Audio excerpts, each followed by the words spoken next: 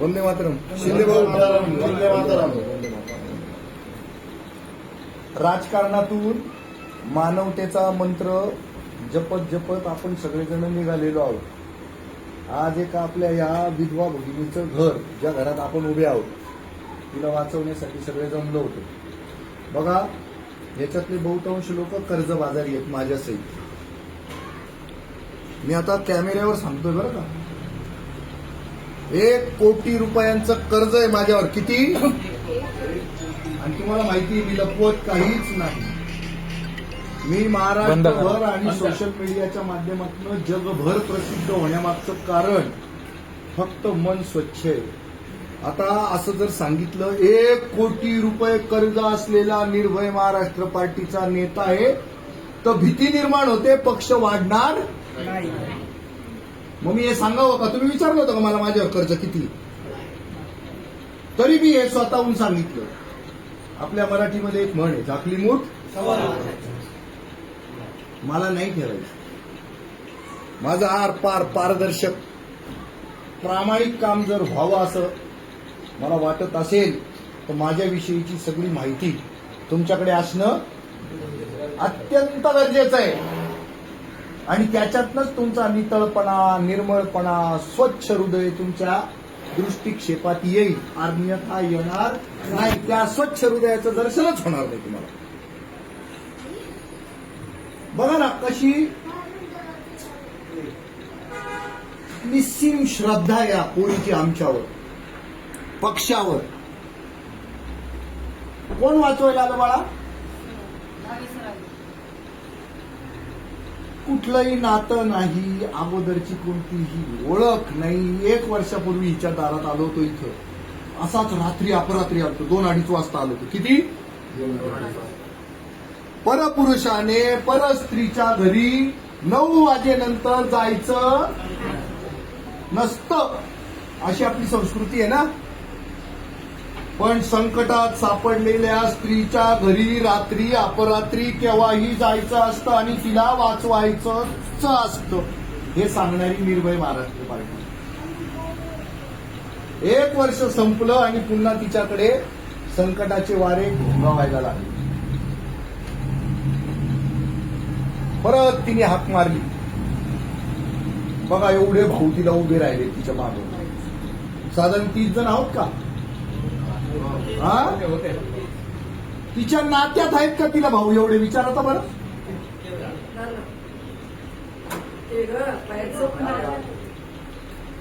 तिच्या नात्यात एवढे भाऊ नाही. तिचे सख्खे मावस मामे मिळून एवढे नाही, एवढे आले. मी आता तुम्हाला म्हणालो, प्रशांत सरांनी, बरं झालं तुमची कटाकटी झाली म्हणलं. ते म्हणले काय झालं? म्हणलं त्या आईला शांतता प्रस्थापित व्हावी म्हणून रस्त्यावर उतरलो म्हणलं. तेवढ्यात म्हटलं मलिक आला. मलिक म्हणला, सर पोलीस स्टेशन मधून आलो. मग त्याला म्हणलं चाल आपल्याला जायचं PI कडे. तो म्हणला सर हे खायला आणलंय. म्हणलं मग तू सगळ्यांना जीव घाल, आम्ही PI कडे जातो. बघा, आनंदाची बातमी देतो तुम्हाला. PI निघाला माझा भक्त. मला माहित पडलं कोण होतं माझ्या बरोबर पोलीस स्टेशनला. कसं स्वागत केलं? ज्या प्रकारे त्यांनी ट्रीटमेंट दिली, ज्या प्रकारचे आपल्याशी संवाद साधला, खूप छान वाटतं. आता तुला खरंच बघतो होते, आमची गरज पडणार नाही इतकं पक्क बांधून आलो. आता तो माणूस तुझी काळजी घे. तुझा नंबर, तुझा पत्ता, तुझं लोकेशन सगळं त्या माणसाला दिलं. फक्त त्याची बदली झाली तर मला कळवायची, म्हणजे पुढच्या PIला भेटायला मिळेल. म्हणजे आता तुला कायदेशीर पण संरक्षण, प्लस एवढ्या 30-40 भावंडांचं पण संरक्षण. आता रात्रंदिवस मेहनत कर, 24 तास काम कर. आजारी पडली तरी चालेल, कामच करत राहा आणि पैसे कमवून साचून ठेव. म्हणजे डोक्याचं टेन्शन बंद हो. पापड कर, कुरड्या कर, काय पाहिजे ते कर. तुला केक येत असतील तर केक बनव, काय विकायचं असेल तर ते विक, काही अडचण नाही. खूप मेहनत कर. आणि बघा मी खूप नशीबवान आहे. काय ते कपडे काढले मी त्या वोकर्ड हॉस्पिटलला आणि जगप्रसिद्ध झालो. आणि मला बुद्धी पण कशी चांगली मिळाली बा, त्या भगवंतानी बुद्धी दिली की चांगलं बांधत जा. ते चांगलं बांधत गेलं, भले भले करोडपती. काय नाही माझ्याकडे काय. आता येताना आम्ही चहा प्यायलो, हिने आम्हाला 3,000 रुपये पाठवले होते. सर डिझेल कितीचं होतं हो गाडी? आता आम्हाला काही खायला प्यायला मच्छो, पण चहा तर प्यावाच लागणार होता, काहीतरी खावंच लागणार होतं. गेलो हॉटेल, काही निघाली तजवीज आमच्या जितूबाईनी पैसे भरून टाकले. स्वतः भाऊसाहेब ना बाळासाहेब तयार झाले. आणि मग इथं आल्यावर आम्ही तुझ्याकडचा तो पोह्याच्या 2 प्लेटा खाल्ल्या, भात खाल्ला, गेला दिवस ढकलला. पुन्हा पुन्हा सांगतो, 0 बजेट पॉलिटिक्स होतं. संविधानाला तेच अभिप्रेत आहे ना, का त्याच्यात लिहिलंय हो पैसे लागतात राजकारणाला. घाणेरडं राजकारण करायचं असेल तर पैसे खूप लागतात. पण स्वच्छ राजकारण, माणसासाठी राजकारण, देशवासियांसाठी राजकारण, देशवासियांचे प्राण वाचावे म्हणूनचं राजकारण, स्वच्छ, शुद्ध, प्रामाणिक, पारदर्शक, सद्भावनांनी ओतप्रोत भरलेलं, प्रेमाने ओतप्रोत भरलेलं राजकारण करायचं असेल तर पैसे लागत.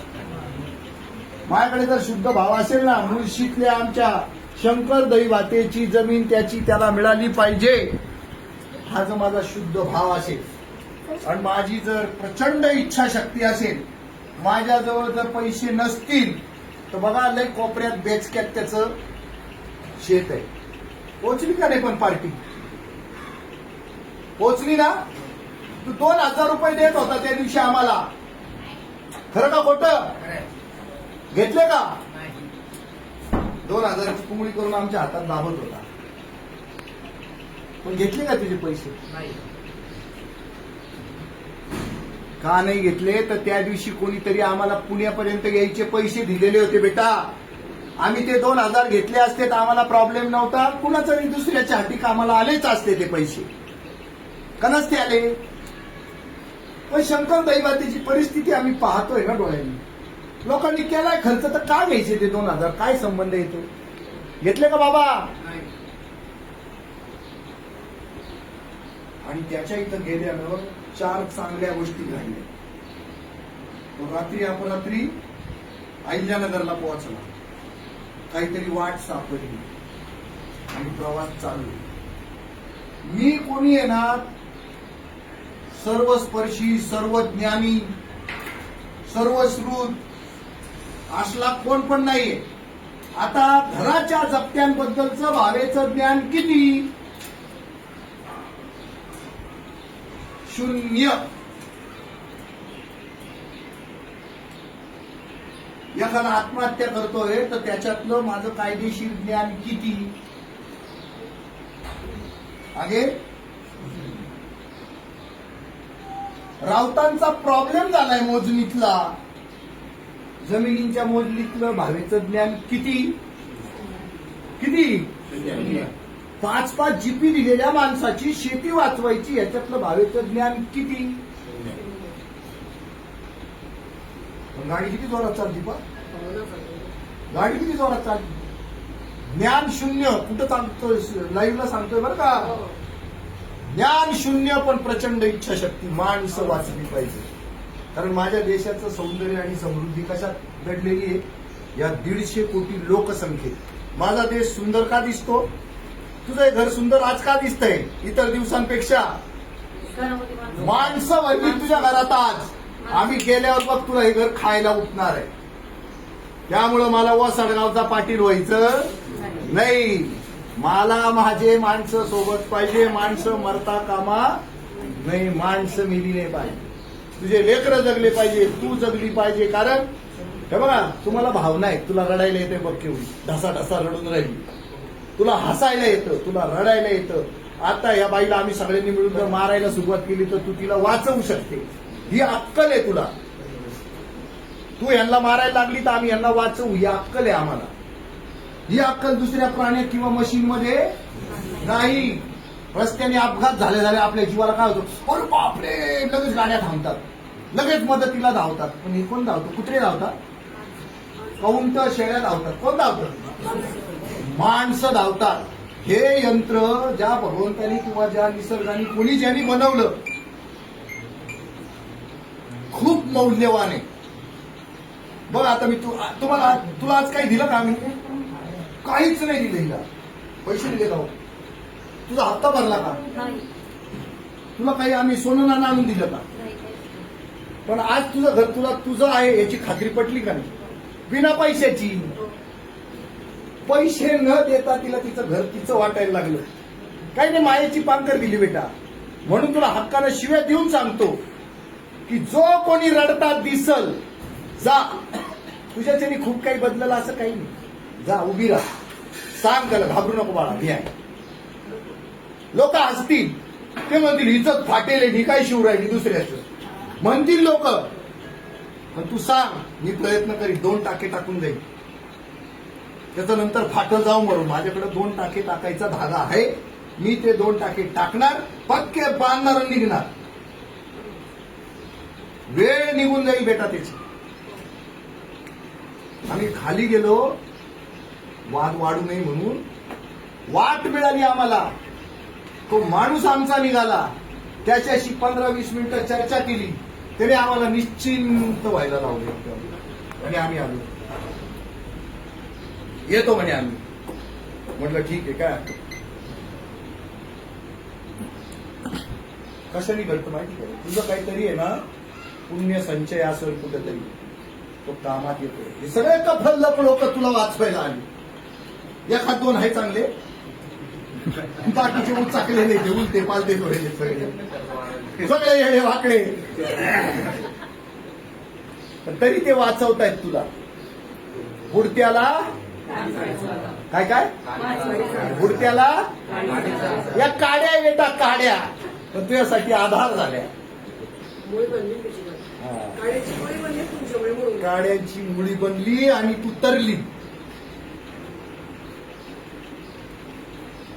हे सगळ्यांना करायला येत नाही. बघा, संग्राम तुझ्यामध्ये जे आहे ना, ते तुझ्या भावात नाही बाळा. हे पुण्यात आल्यापासून टेल्को मध्ये इमानदार काम केलेला माणूस, फक्त प्रॉपर्टी जमवायची असते. आपण पुण्यात आलेलो आहे, घरच्यांना दारच्यांना यशस्वी झालेलं दाखवायचं असेल तर सुंदर तुमदार घर पाहिजे, 2 गाड्या पाहिजे, 4 चांगल्या गोष्टी पाहिजे, जमवत होत. अचानक घाटात गाडी रापकान वळली आणि हे सगळे लोक भेटले. आता एकीकडं त्यांचं पुण्यात आल्यापासूनचं आयुष्य आहे आणि दुसरीकडे हे आयुष्य सुरू झालंय. या माणसाच्या हातानं किमान 40-50 लोकांना जीवदान मिळालं. तुमच्या थोड्या खिडक्या, आता हे शिंदे नवरा बायको येतात, इतर वेळेला काही काम करतात का नाही करत माहित नाही, पण ते आधार शोधतात आणि त्यांचा इतरांना आधार मिळतो. बघ, त्यांच्या गाडीमध्ये आहे ना, ते दोघंच असतात. मग त्यांच्या वाटेवरचे 4 माणसं ते गाडीत टाकतात आपल्या बरोबर आलेले, आणि त्यांना रस्त्याने सोडत सोडत सोडत सोडत घरी जातात. बुडत्याला, कारण तो जो आपल्याकडे आलेला आहे ना, त्याच्याकडे भाड्याचे पैसे सुद्धा पुरेसे नव्हते, नाहीत.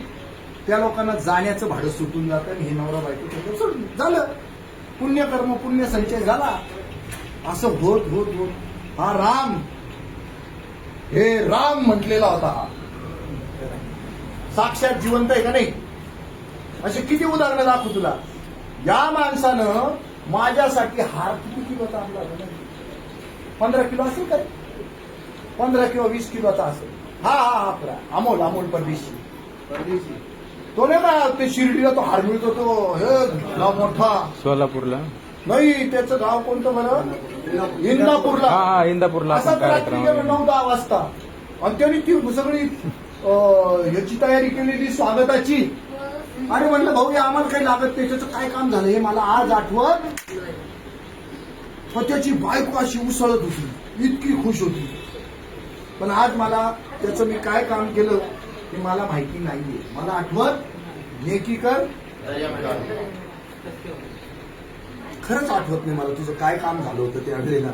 आणि मग इंदापूरला हा आणि तो आपला किशोर सोनवणे दोघं जण तयार झाले. त्यांना प्रशांत सरांनी जीव लावला. प्रशांत सरांनी इंदापूरला कमीत कमी 4 किंवा 5 दौरे केले असतील. ते उभे राहिले आणि त्यांचं काम कुठं चालू आहे. नाही काही करत नाहीत ते, स्वतःसाठीच लढून राहिले. पण त्याच्यातनं दुसऱ्यांना पण प्रेरणा मिळते. हळूहळू प्रत्येकाने स्वतःसाठी लढता आणि दुसऱ्यासाठी लढा. दुसऱ्यांना वाचवायला जा. तुम्ही 100% वाचा. ज्याला कोणाला किडनीचा प्रॉब्लेम आहे त्यांनी इथं काम करा 2 महिने. तुम्हाला मी गॅरंटी देतो. मी कोणी तत्ववेत्ता नाही किंवा कोणी बाबा बुवा नाही, पण मी तुम्हाला सांगतो किडनीचा रोग निघाल्याशिवाय राहणार. श्रद्धा आहे माझी. काय होतं, हॅपी हार्मोन्स तुमच्यामध्ये डेव्हलप होतं. आता बघा, घर वाचलं हीच आनंद झाला. मलिक तुला काय भेटलं भाऊ? घंटा. पण आनंद किती झाला त्याला? माझ्या शेजारणीचं घर वाचवायला भेटलं हो मला. मी काय बसल्या भावींना फोन लावला आणि मला पद मिळून गेलं आणि मी लगेच पहिलं कर्जबाजारी माणसाला वाचू शकतो. पाहिजे त्याला आता स्वर्ग 2 बोटं झाला. कारण त्यांनी त्याच्या आयुष्यात असं काम त्याला करायला मिळालं नसतं तर त्याला हा परमानंद मिळालाच नसता. आज तेवढा परमानंद त्याला मिळाला की मी ताईचं घर वाचवलं, मी ताईचं घर वाचवलं. त्याला कुठं माहिती होतं तू इथं राहते म्हणून? त्याचा काय संबंध तुझ्या घरी यायचा? रात्री आलता तो घरी तुझ्या, तुला आधार द्यायला. 10 वाजले होते का? मग नाही, 7 वाजता आलता. जसं मी त्याला हिरवा झेंडा दिला तो म्हणे सर ते माझं अपॉइंटमेंटचं. अरे मीच अपॉइंटमेंट लेटर, चाल तू काम कर, सुरू आहे. म्हटलं साहेबाला भेटून घेतली तर PCMC त्यांच्याशी चर्चा कर. ते स्कॅनर लावतील तुला. तू आतून काळा आहे का गोरा आहे किती दिसतो आम्हाला माहित नाही म्हणजे, पण पाहू आम्ही तरी पण. आणि कामाला लाग. आणि तो काय म्हणला माहिती का? सर मी फक्त कर्जबाजारी लोकांचेच काम पाहिजे. मला ह्या व्याजावाल्यांनी लई जितवलेली म्हणे. एकाला मी सोडणार नाही म्हणे. म्हणलं भाऊ आमच्याकडे ठिकाणी रोज 10 तोडीत बस म्हणलं, आम्हाला काही प्रॉब्लेम नाही. बघा त्याच्या आवडीचं काम त्याला मिळालं. काम फत्ते झालं. त्याच्या चेहऱ्यावरचा आनंद बघा. तो किती लोकांना सांगेल मरेपर्यंत त्याचा काही हिशोब. मग हे हॅपी हार्मोन जर डेव्हलप झाले ना तर तुमचे आपले सगळे रोग. याला तू पारखा झाला असता आता. काय म्हणता येईल, घरी जाऊ का? वा पोरीचं लगीन काढायचं आणि पोरीचा बाप म्हणतो चला मी येतो. अरे वा वा, अरे वा म्हणलं. आजच्या पुढे चालतंय का? बस मला हे नक्की माहितीये. मला तुमचे घरं दारं नोकऱ्या व्यवसाय उद्ध्वस्त करायचे. पण अश्विनीच्या घरी पहिल्याच दिवशी संकट आलंय ना. संकट पूर्ण निपटल्यावर तुम्ही सुखान घरी जाते. कोण नाही म्हणतो तुम्हाला घरी जायला. आणि मी एकदा माझ्या मार्गाला लागलो तर इथं कोणी सांगावं बा मी परत फोन करतो म्हणून. कोणाला हिशोब मागतो नाही. हे का केलं ते का केलं हे का केलं नाही असं मला कोणाला फोन आला. तुम्ही स्वतः जेवढं करू शकता तेवढं करू शकता. माझं काही म्हणणं नसतं त्याच्यात. तक्रारही करत नाही. शेवटी मी काय म्हणतो, तुझ्या जर आयुष्यात ही ताई आली थोडस तुला काही करू लागली बस भरून पावलं आम्ही. आज बघ तुझ्या ड्युटीला किती जणी होत्या. कोणी पाय चोळतो, कोणी हात चोळतो, कोणी डोकं दाबतो, कोणी पाणी घेऊन राहिलं, कोणी पाणी मारून राहिलं, कोणी कांद्याचा रस नाकात ओतून राहिलं. काय काय चाललेलं होतं. त्यांच्या मुलांनी तर पाणी शिकवलं असं डोळ्यावर, छोट्या मुलांनी. त्याला पण वाईट वाटतं. नशिबानं मिळतं बाळा हे सगळं. तर मी स्वतःला खूप नशीबवान समजतो. तुमच्यासारखे सगळे देव माणसं मला भेटले. भले भांडते तणते मुके राहतात, कधी कधी लय जोरात पडत्या, कधी फुलमडून पडता, कधी जोरात धावता. जसे आहे तसे माझे येडे धडे. मला माझे प्यारे, मला काही प्रॉब्लेम नाही. आणि तुम्हाला मी पाया पडतो. मला तुम्ही भेटले तुमच्या पाया पडतो. माझ्यापेक्षा किती लहान आहे रे बाळा तरी पाया पडतो. तुझे का पाया पडतो माहिती का? माझ्या बरोबर काम करणं घरदार जाळून अंगणात बसणारे माणसं आहे आम्ही, आणि तुम्ही 4 भांडे जाळून बसता अंगणात. म्हणून नमस्कार आहे तुम्हाला. आमच्या चाच्याच्या धर्मात तर पाया नाही पडत, पण मी पाया पडल्याशिवाय तुम्हाला नाही सोडत. खरं का खोटं?